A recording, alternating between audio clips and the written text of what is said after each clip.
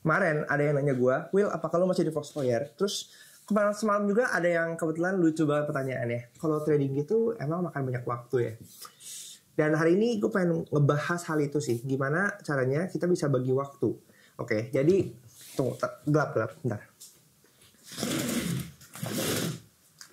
Oke, aduh lebih terang sekarang harusnya.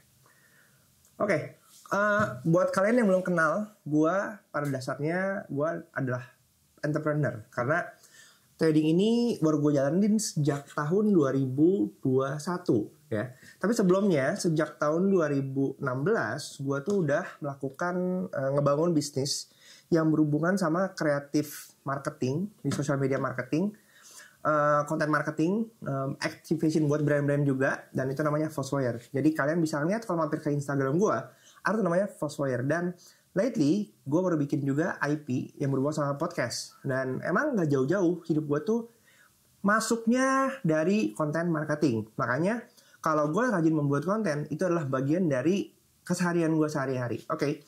Tapi kalau kita ngomongin trading, gue tuh udah baru mulai trading tuh 2021. Mulai dari saham, mulai dari kemudian kripto, kemudian baru abis itu ke forex yang terakhir. Sampai sekarang pun masih melakukan tiga-tiganya. Tapi kalau saham lebih chill, santai, invest lebih longer term, kripto juga lebih longer term. Yang di tech token mungkin intraday, itu lebih ke forex. Terus pertanyaan selanjutnya adalah apakah forex itu memakan banyak waktu? Karena pertanyaan teman juga kan, kok lu lebih banyak di trading sekarang? Basically gini, kalau buat gua, trading itu sama kayak kita tuh lagi bikin bisnis. At certain period of time akan ada di mana kita membentuk sebuah sistem, ya. Sama seperti pertama kali gue membangun bisnis Foxfire di tahun 2016. Tim kita masih sedikit, gue banyak hands-on ke dalam operation. Tapi as time goes by, gue karena punya background di dunia korporasi, jadi sebelum gue bangun bisnis sendiri tuh gue kerja profesional selama 3 tahun. Dan selama 3 tahun itu, gue banyak memperhatikan bagaimana sih perusahaan besar itu menjalankan operationnya. Di situ gue ngeliat, oh ada sistem ini, oh proses administrasinya seperti ini. Dari situ gue mencoba untuk mengadaptasi dan memodifikasi ketika gue implementasinya ke dalam bisnis gue sendiri. Sehingga dari ngomong struktur organisasi, ada tim yang akhirnya gue hire membantu gue untuk melakukan pekerjaan-pekerjaan yang rutin, melakukan pekerjaan yang teknis. Sehingga gue punya ruang untuk melakukan pekerjaan yang lebih strategik dan juga lebih high level gitu ya. Dan itu yang udah terjadi. Udah 8 tahun sekarang sekarang tahun ke-8 bisnis Foxfire itu. Gak mungkin dong gue gak punya sistem. Karena tadi gue udah ngomong kan, kita ngebangun sistem, kita ngedevelop sistem. Sehingga gak usah semua hal yang berhubungan teknis itu dilakukan oleh gue. Karena itu bagian dari kita ngebangun bisnis, adalah nge-create system. Nge-create system yang dimana ketika gue tidak ada dalam operation pun, operationnya bisa berjalan dengan normal dan sebagaimana yang udah kita tentukan SOP-nya, regulasinya, operationnya, semua udah jalan gitu. Dan kita bisa melakukan improvement ketika operation itu nggak berjalan sesuai dengan apa yang kita harapkan. Itu tugas ketika kita ada di level yang lebih tinggi lagi. Melakukan improvement dan juga inovasi. Kalau ada produk baru, ada ide baru, ada cara baru, itu yang gue lakukan gitu. Dan hal yang sama yang kita aplikasikan ketika berhubungan dengan trading gitu. Banyak orang ini, kalau image di luar sana, memang konteksnya makin pro, kayaknya kan setup ruangannya pun harusnya jadi kelihatan layar-layarnya banyak, ya kan, yang diperhatiin banyak, setiap layar ada 8 layar gitu. Apa itu salah? Tidak. Kalau buat gua itu adalah cara bagaimana orang tersebut bisa enjoy melakukan apa yang dia lakukan kayak gitu. Tapi apakah itu harus suatu keharusan? Enggak sih. Karena pada dasarnya ya, kalau kita berpikir bodoh-bodohan ya gitu. Kalau kalian trading analisa, pakai apa? Trading view. Pakai trading view itu kita bisa ganti-ganti layar kan. Tap. Apakah kita harus memperhatikan seluruh market di saat yang bersamaan? Karena setiap pergerakannya pasti langsung berimpact? Enggak juga sih. Pasti akan ada delay. Dan perlu begini, kita pun akan melihat dari sisi time frame yang lebih besar. Kita ngelihat trennya apa sih, lagi bullish atau lagi bearish. Kemudian H4 gimana, H1 gimana. Itu pun kan pergerakannya H4 setiap 4 jam, H1 setiap 1 jam. Daily setiap hari gitu kan. Apa yang terjadi di tiap menit, bahkan tiap detik, itu juga nggak akan berubah banyak. Apalagi kalau kamu bukan pengguna TradingView yang mungkin yang benar-benar paket paling tinggi, yang pergerakannya itu bisa dikejar tick by 1 second, yang nggak ada gunanya juga. Karena dalam 1 menit itu pun juga pergerakannya masih dalam 1 menit tiap ganti candlenya. Jadi kita bisa mantau kalau emang mungkin kita mantau beberapa market sekaligus. Dan itu satu. Jadi ngomongin soal setup yang selalu kelihatannya pro dan megah itu bukan suatu kewajiban, dan juga nggak mengindikasikan bahwa semakin grande setup trading workstation kalian, trading station kalian, itu nggak menunjukkan kalau kalian tuh hebat. Itu cuma preferensi. Ada tipe yang sukanya gue trading 1 laptop aja udah cukup kok, karena mungkin dia cuma trading 1 pair aja. Atau ada yang dia tradingnya macam-macam, tapi berhubungan juga dengan dia tipe tradingnya seperti apa. Apakah dia swinger, apakah dia intraday, ataukah dia scalper. Ini juga macam-macam ya. Ada yang mungkin 15 menit, ada 5 menit, ada yang mungkin 1 menit, atau mungkin asal biru close pun nggak masalah buat gua. Itu semua tergantung style kita. Terus apa yang memakan waktu? Menurut gua, yang membuat konteks trading itu seakan-akan harus ditungguin, itu adalah satu, ketidakyakinan kita dengan setup yang kita buat. Atau enggak, kita masih di tahap awal ketika kita masuk ke dalam dunia trading. Apalagi kalau kita ngomong CFD futures ya, yang berpotensi ini pergerakannya volatile sekali. Kalau di forex itu pergerakan volatile sekali, atau di gold atau di Nasdaq gitu ya. Itu kita takut kehilangan uang kita. Tapi pun waktu gue berkaca kepada momen-momen gue investasi saham ya, itu kan juga sebenarnya kalau kita bandingkan pergerakan saham itu kan tidak sevolatile juga ya dibandingkan dengan komoditas dan atau kripto. Tapi pun saat itu gue demen banget ngeliatin nambah berapa ya, naik nggak ya, turun nggak ya, naik nggak ya, turun nggak ya. Dan menurut gue itu hal yang wajar karena ada satu excitement, ada satu antisipasi baru dan harapan kapan kita profit.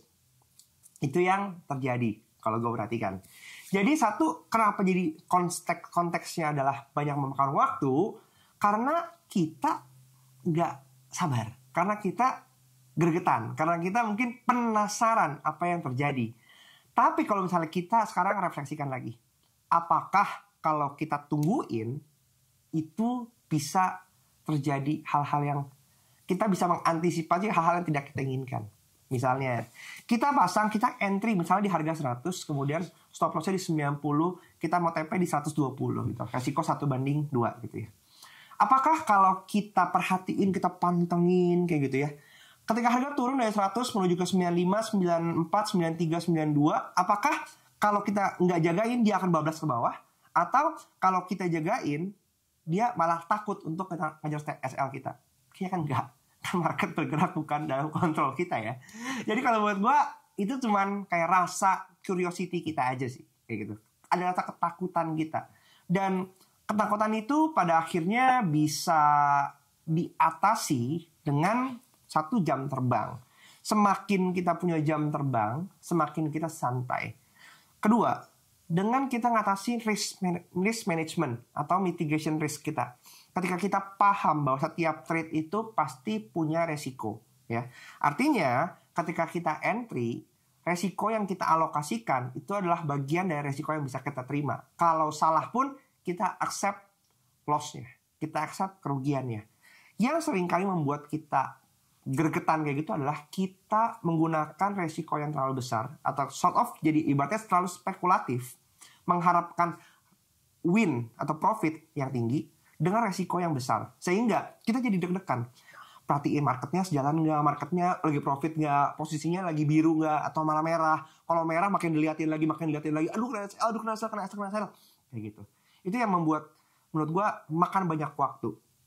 Dan trading ini kan juga berhubungan dengan modal ya. Artinya semakin besar modal kita, artinya kita bisa bermain di time frame yang lebih besar. Dengan kita bermain di time frame yang lebih besar, artinya kita punya fleksibilitas. Karena pergerakannya itu lebih panjang, artinya swing, kita bermain bukan hanya di 1 menit, 5 menit, 15 menit, tapi bisa mungkin 4 jam, mungkin bisa harian, atau bisa mingguan. Artinya kita nggak harus mantengin. Sama kayak kita berdagang. Kalau saya punya minuman ini, ya, apakah saya berharap langsung, oh begitu saya jualan, misalnya listing di satu mungkin minimarket, saya pengen semuanya langsung habis? Belum tentu. Mungkin kita bisa mikir dalam 1 bulan saya punya target ini harus habis, maka kita akan pantau 1 bulan kemudian, lihat kira-kira seperti apa pencapaian penjualannya. Konsep yang sama yang bisa kita aplikasikan. Ada ketinggalan lagi, tadi gue lupa ngomong bahwa yang seru dari semua hal ini yang gue lakukan adalah gue bebas dengan secara sadar juga membentuk sistemnya. Contoh, gue mau trading di kapan gue tuh harus trading gitu. Satu, gue decide gue trading saat di timing tertentu ya, misalnya di pembukaan Eropa, kemudian nanti pas sesi USA, sehingga pas Asia terjadi ya gue nggak usah trading aja. Mau bagaimanapun apapun marketnya, gue belajar untuk disiplin. Tapi apakah sering kali nggak disiplin? Ya ada momen kayak begitu gitu ketika lihat market ya kan. Kemudian kita tentukan disiplin terhadap setupnya. Kalau misalnya nggak ada setup, ya kita nggak entry, nggak usah dipaksain trading. Banyak metode ya, ada metode dari Kopta, kemudian ada setup misalnya Bemusan gitu yang memang gue pakai dan menjadi acuan saat mau masuk market. Jadi dengan sistem yang kita buat itu, kita belajar untuk disiplin. Kalau memang nggak ada waktunya, kalau memang belum setupnya, kalau memang belum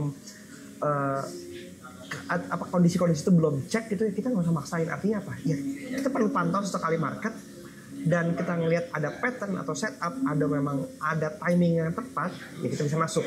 Tapi kalau enggak, ya nggak usah masuk. Menurut gue itu jauh udah membuat dan berhasil nge-save up waktu. Jadi untuk merecap semuanya, apakah gue masih bekerja? Yes, full time masih running the business, managing the business, tapi membuat konten, kemudian trading, ini adalah bagian dari side hustle yang mendukung itu semua, bagian untuk menambah income stream. Dan sekaligus juga mengedukasi ya, karena gue di sini pada dasarnya gue nggak jualan kelas, gue nggak jual VVIP, nggak jual membership gitu. Apa yang gue lakukan adalah gue berbagi pandangan gue lewat konten, lewat pengalaman gue, kegagalan gue, sehingga teman-teman yang mau masuk ke dalam dunia trading dan dunia finansial itu nggak jatuh ke dalam scam-scam yang saat ini beredar banyak banget ya. Di video sebelumnya gue udah ngomongin tentang definisi trading yang disalahgunakan oleh para oknum-oknum. Dan dengan punya pemahaman seperti itu, gue yakin kita harus peka bahwa trading itu tidak mudah, trading itu sulit. Tapi kalau kita mau pelan-pelan mempelajari, pada akhirnya pun kita bisa menikmati suksesnya. Walaupun nggak langsung dan nggak instan. Oke? Kalau kalian suka dengan tipe podcast gue seperti ini, silahkan komen di bawah. Dan itu juga pandangan kalian mengenai apakah trading itu membuang-buang waktu dan harus dipantengin setiap saat. Sampai jumpa di video selanjutnya. Jangan lupa di like dan bye-bye.